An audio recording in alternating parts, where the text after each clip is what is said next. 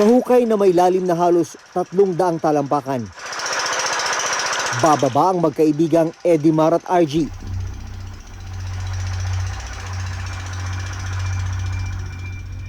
Ang pakay nila, makakuha ng mga batong may ginto.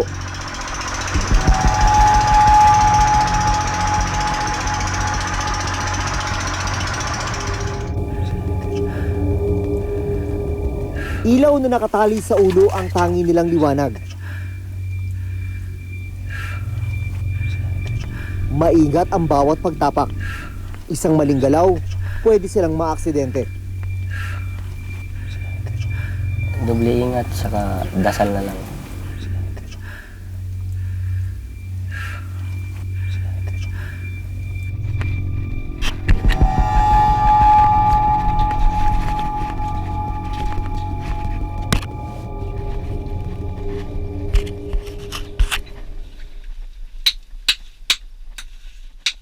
Sa loob ng mahigit 5 dekada, pagmimina na ang kabuhayan ng maraming residente sa kanilang lugar. Pero si Edimar, umaasang ito na ang huling buwan na papasok siya sa mapanganib na hukay. Plano niya ituloy ang kanyang pag-aaral.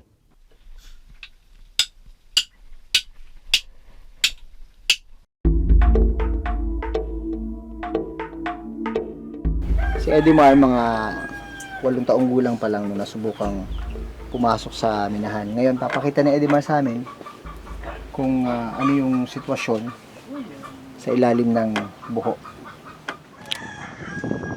Susubukan naming babain ang hukay na pinagmiminahan ni na Edimar. Mag-iisang taon na mula ng hukayin ng grupo ni na Edimar ang butas na ito.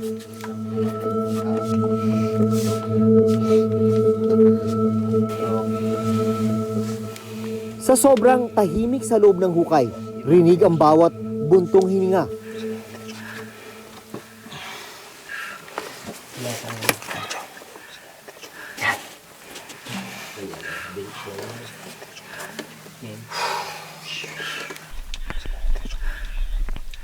Ang mga kahoy sa gilid ng hukay ang nagsisilbing hawakan at apakan pababa. Minsan nga, madulas-dulas ka dyan sa baba eh. Sa sobrang hirap ng pagbaba mo, magkakasugatan yung kamay mo, bababagsakan ka ng mga bato, malalaking bato. Titiisin mo kaysa naman sa malaglag ka. Buwis buhay din, pero yan, kailangan din talaga eh. Kaysa naman sa mamatay lang sa gutom. Pagbaba pa lang, hirap na. Habang lumalalim, mas lumiliit ang butas na dinaraanan namin.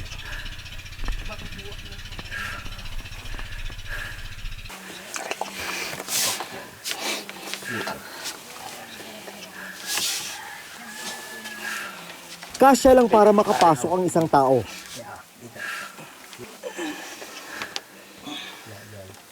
Last white ulit. Abutin mo to ng Ang paa. dito ka bumaba na yung bababa na yung kamay mo. Sa pagbaba pa lang. Kaya mga first timer, mahirap na. Yung hangin, okay pa naman. Sana yung lupa, kaya medyo madulas na. Pag hindi ka talaga sanay, hindi mo alam kung ano yung susunod mo ahapakan eh. Ganyan. Oo, abutin mo. Okay yan? Huwag ka sa masyado para makontrol na ganyan, baka dumulas ka bigla. Ganyan. Okay yan? Kontra lang dito. Hawak ka dyan. Dito. Ito, sisimula na yung pagpasok sa unang tunnel. Medyo dito pa lang, huminipis na yung hangin. Na? Pag-uwi ka sa Oo nga, lalo pag hindi ka sanay. Pagkatapos babain ng butas, kailangan namang sumuot sa mas makipot na tunnel. Kaya nyo pa dito, pero doon madulas na doon. Dito nyo naman yung taas yun. Kasi maliit yan. Dito maluwag pa to. Pangalawa pa nga lang natin. Wala pa nga kayo sa 1/4 eh. Isang gulot pa lang. Yan na, sikit na dyan. Kasi ito biglang ganito yung pumang parang taas na. Ayun, ang sikit dun oh. Ayun, oh. Sobrang delikado pero yun nga, palaging doble ingat. Pag nandito ka sa ilalim, ano ang iniisip mo para ipagpatuloy yung ginagawa mo sa kabila ng panganib? Yung makakuha ng maraming ginto tapos makauwi ng pera sa pamilya. Tapos yung yung sinasabing high grade na pero marami yung ginto. Tapos yung malaki yung kinilo yung kukuha ng ginto. 2 tubo ang nakalinya pababa ng tunnel. Sa isang tubo, dumadaloy pababa ang hangin mula sa compressor sa itaas.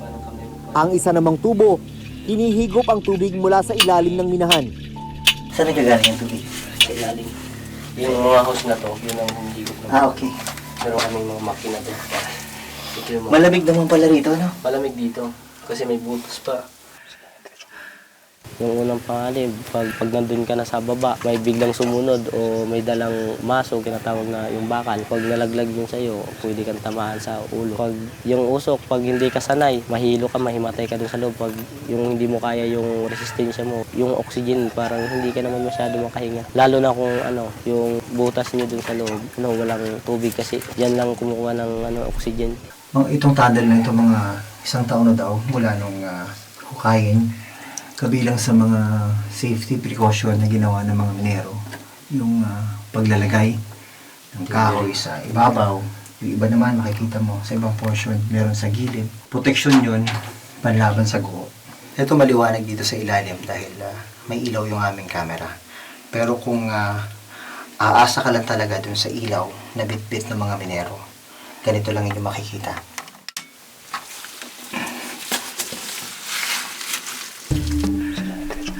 Palalim ng palalim ang pinapasok naming butas ni Edimar.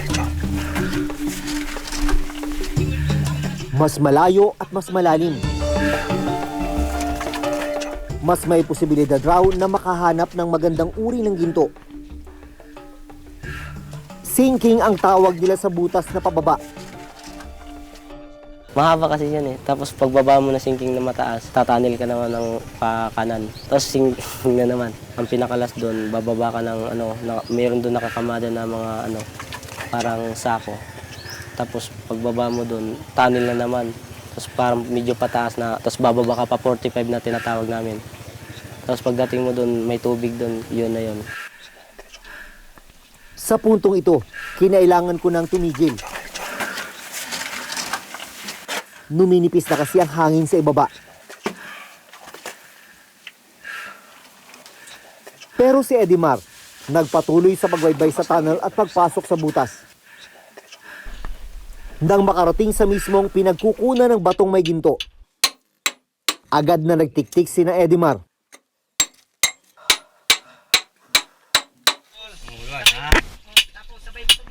Dito na niya nadatnan ang isa pang kasamahan na si RG, 20 taong gulang. Pag nandun na kami sa pinakailalim sa aming kinukuha na ng ginto, tulong-tulong na yan.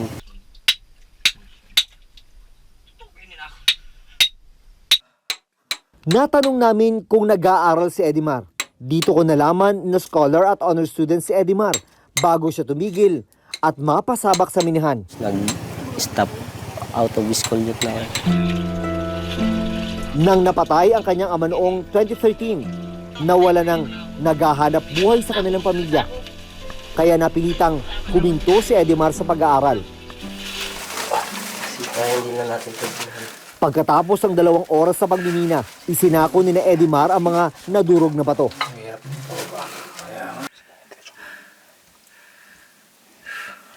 Pinangarap mo bang ito yung pasokin mong trabaho?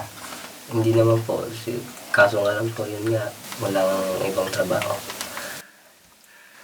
Kung mahirap yung pababa, sabi ng mga minero, mas mahirap yung papanik.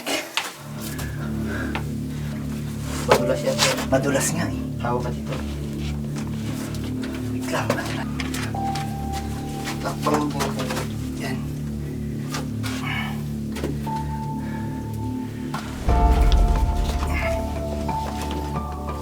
Kasi eventually dito. Yan. Pataas kasi yun. Pero sakay. Kumusta kuya? Sanay naman.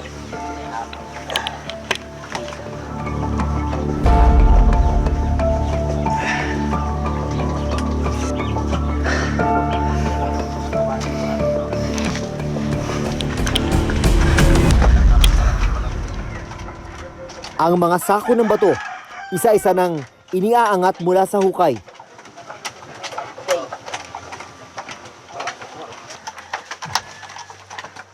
Sa itaas, nalaman namin kasama rin ni Edimar sa pagmimina ang nakatatandang kapatid na si Edison. 25 taong gulang. Ipinakita sa amin ni Edimar kung anong klaseng bato ang hinahanap nila. Tinikit namin sa baba na mga bato na mayroong mga kurit na puti. Na dito yung ano na mga ginto, dumidikit. Kasi meron din mga bato na walang ginto. Yung tinatawag naming siding, tinatapon na yun kasi wala naman yung laman ng ginto. Tapos yung merong parang 2 layers lang, parang dalawang guhit, yan ang sinusunod namin. Pag lumaki yan, tapos merong ginto, yan tinatawag naming high grade, mayaman sa ginto.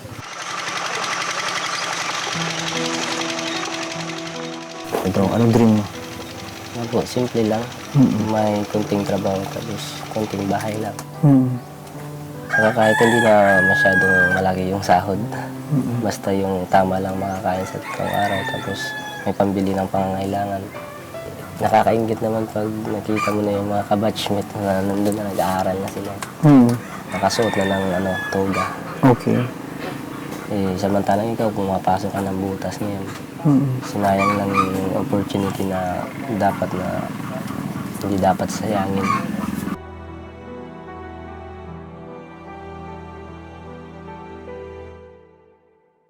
Tatlong lalaki ang nasawi matapos umanong makalanghap ng nakalalasong kemikal sa isang saradong minahan sa Aroroy, Masbate.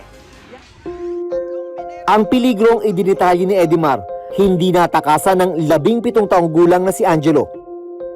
Namatay siya habang nasa loob ng minahan.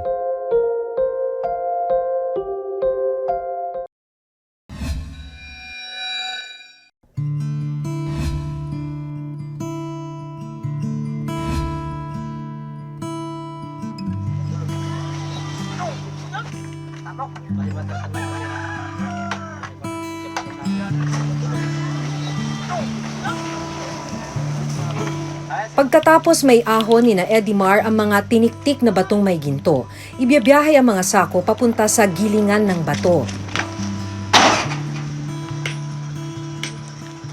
Ang iba, manong-manong dinudurog para mas pinuhin ang mga bato. Ang ibang mga bato idinaan sa makina. Para mahiwalay ang ginto, gumagamit sila ng nakalalasong kemikal na mercury. Lubhang mapanganib sa kalusugan ng mercury. Maaaring maapektuhan ang utak, bato, baga kapag pumasok ito sa katawan. Pwede ring malaso ng isang taong makalalanghap ng usok nito. Pero si Edimar halos 10 taon nang nahahawakan at nalalanghap ang mercury dahil sa kagustuhang makaipon ng ginto. Yung pagpukpok ng ganyan para yung mga gintong lumulutaw, bumababa, yung lulugdang siya. Tapos babas siya ng tubig. Lagyan ng tubig para yung mga putik na hindi lapdok yung maalis dito. Tubig. Para yung na lang, yung ginto na lang yung maiwan dito.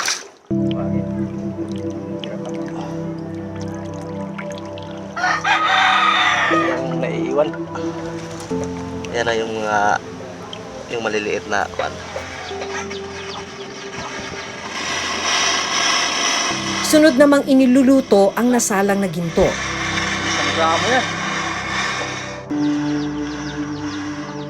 Yung ganitong kaliit ginto, umabot ito ng 1.4 grams. Umabot ito ng pera namin nasa 2,100 yung kita namin doon.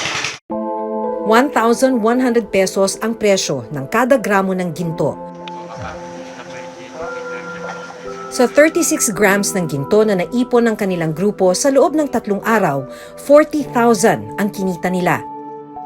Pinaghahati-hatian nila ito. Ang kinita ni Edimar, 2,000 pesos o 600 pesos kada araw ng pagsuong sa malalim at mapanganib na hukay. Alam ni Edimar na buwis buhay ang pagpasok sa mga tunnel. Ang masaklap, ang ilang minero hindi na pinalad na makaahon pa ng buhay mula sa butas ng minahan. Ganito ang nangyari sa anak ni Mang Anacito na si Angelo Aparejado, 17 taong gulang. 3 lalaki ang nasawi matapos umanong makalanghap ng nakalalasong kemikal sa isang saradong minahan sa Aroroy, Masbate. 3 minero ang namatay sa Aroroy, Masbate. Tinawag na ako ng foreman. Kabong, yung si Angelo nangyari. Yung dalawa, patay na. Sabi ko takbo ako agad. Kasamang namatay ni Angelo sa minahan ng ginto ang minero na si Cornelio Credo. Lumabas sa investigasyon ng mga pulis na nakalanghap ng nakalalasong kemikal ang 2 minero. Kwento ni Mang Anacito, 2 linggo pa lang na nagtatrabaho sa minahan si Angelo nang mangyari ang insidente. Si Angelo, siyempre bakasyon. Pinapasok na lang niya doon para makabili ng mga gamit pag-aaral. Pinagsisiyan ko kasi sinama ko siya. Kay timbang buhay talagang kuha niya sa mina eh. Sipo mo, buhay ka pa, ginililibing ka na sa loob. Alam ni Edimar ang panganib na kinakaharap niya sa paglusong sa mga hukay. Pero sa ngayon, ito lang daw ang alam niyang paraan para matustusan ang pangangailangan ng pamilya at para makaipon upang muling makabalik sa pag-aaral. Nangihinayang din kasi nung gumadit yung mga kabatchmate ko, yun, nakita ko yung habang ako na pumapasok dito sa minahan ngayon.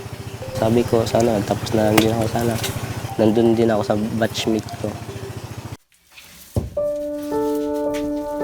Malungkot isipin na sa kabila ng mapanganib at maghapong pagmimina, tila hindi naman sila kumikita ng sapat. Sa datos ng Mines and Geosciences Bureau o MGB, taong 2018, umabot sa 14.5 billion pesos ang naminang ginto sa Masbate mula sa large at small scale mining, gaya kina Edimar. Ang mga gintong mula sa large scale mining dinadala sa Switzerland. Habang ang gintong mula sa small scale mining ibinebenta naman sa local market sa Luzon at Visayas. Pero sa kabila ng pagiging mayaman sa ginto, nananatiling isa sa pinakamahirap na probinsya ang Masbate, ayon na rin sa Philippine Statistics Authority. Sa bayan ng Aroroy, pangalawa ang pagmimina sa pinagkukunan ng kabuhayan ng mga residente. Kasi ito lang dito sa Masbate yung priority na mahihirap na trabahuan. Kung hindi construction, paning talaga, pangisda, yun lang. Pero ang karamihan talaga pagmimina dito. Ang problema, lubog rin sa utang ang ilan sa kanila.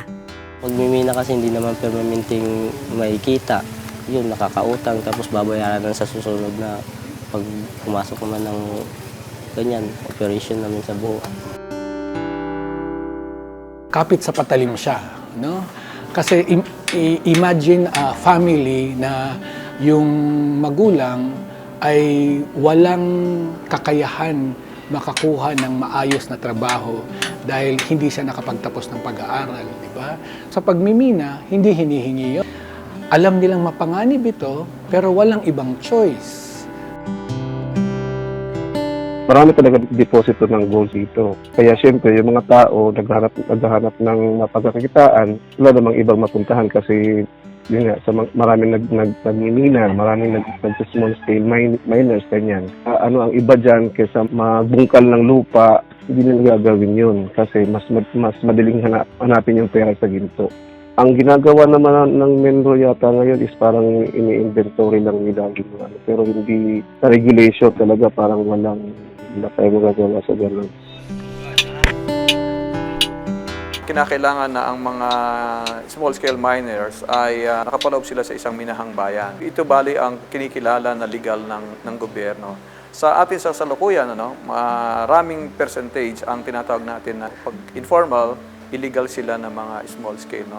At gusto ng gobyerno natin na tulungan sila na ma-formalize na maging legal. Pero si Edimar hindi nawawala ng pag-asa. Katunayan, nag-exam siya para muling makapasok sa Alternative Learning System o ALS.